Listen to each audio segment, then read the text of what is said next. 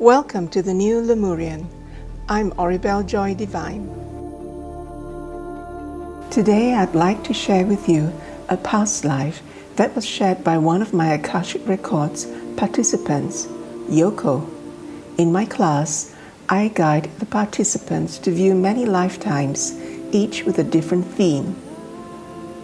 Yoko remembered this particular past life so well because it made her feel very happy, and she said that she'll remember it for as long as she lived. In this particular meditation, I asked for the Akashic Records to show the participants a lifetime when they had a very successful and meaningful life. And this is Yoko's past life, as she remembered it. Let's begin. The first thing I saw was my surroundings and the clothes I wore. I looked around me. It was evening. The sun was down. I was in a place that looked like a cowboy town. Wooden structures were all around me, the kind of setup you'd see in a cowboy movie on TV.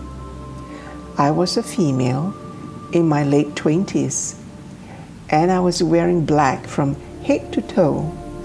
I had a black hat on with a black veil covering my face and black gloves that covered the length of my arms, black stockings, and black clothes. Immediately, I knew I was a widow.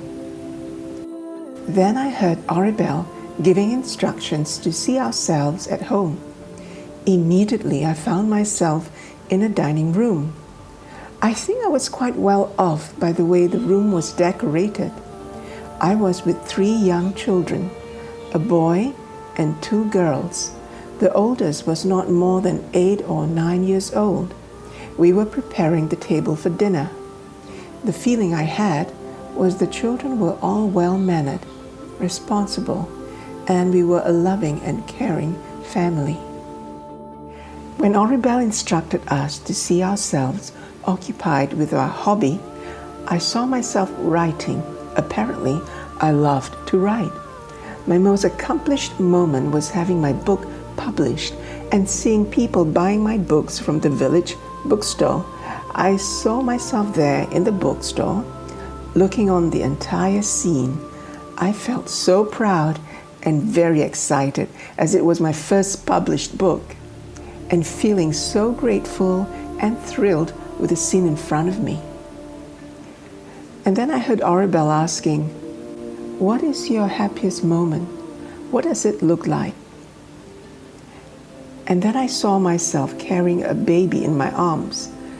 I was gently cradling my grandchild in my arms and looking lovingly upon the tiny bundle of joy. I was a grandmother. Now I understand why grandmothers look forward to having and holding their first grandchild in their arms. Now I can relate to that. I feel blessed to see, feel, and understand this. There was another scene when I saw myself running for presidency in an all-women organization. I believe that was my proudest moment, being able to stand on stage in front of an audience and giving a speech about how I can help the organization grow and expand its purpose. I was encouraging the audience and persuading them to vote for me. And when Oribel asked us to see ourselves at our deathbed, this was what I saw. My entire family was there, my children, their children, and their grandkids. I was very old and weak, and I was a great-grandmother and very happy to see my beautiful family surrounding me. 3 generations of my family stood before me. The thoughts that ran through my mind was one of deep gratitude for a very beautiful and rich life, despite my being a widow at a young age and with young children at the time my husband passed away. And I brought up my 3 children single-handed. And there I was, surrounded by at least 20 family members at my bedside. It was an amazing feeling. I felt that my purpose in that lifetime was to show my children and the community how a person can be successful in her life and bring up a family without a man through love, dedication, strength, courage, faith, and determination. That was my last thought as I took my last breath. There were no regrets from that lifetime. I felt so fulfilled knowing that I have had a good life. No, actually, a great life. I was beautiful and yet remained single after my husband died. Seeing this past life kind of boosted my energy up many notches. It reminded me that inside me now are those same qualities. I just need to believe in myself more and remind myself that I can accomplish anything with determination, optimism, and a never give up attitude. That was the end of Yoko, a past life remembered. I hope you enjoy her story.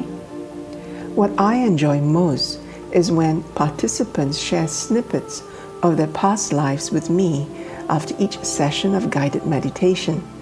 Please let me know how you feel about Yoko's past life. I like to read your comment. If you too wish to experience your past lives, please check out my event, Your Soul's Journey. I provide a link to my website in this post and video description box. I hold regular sessions and I plan to have them via Zoom for the rest of this year. In closing, here's a quote on past lives. Every soul comes into a new life with a plan and goals, and then experience those events which will allow it to meet those objectives.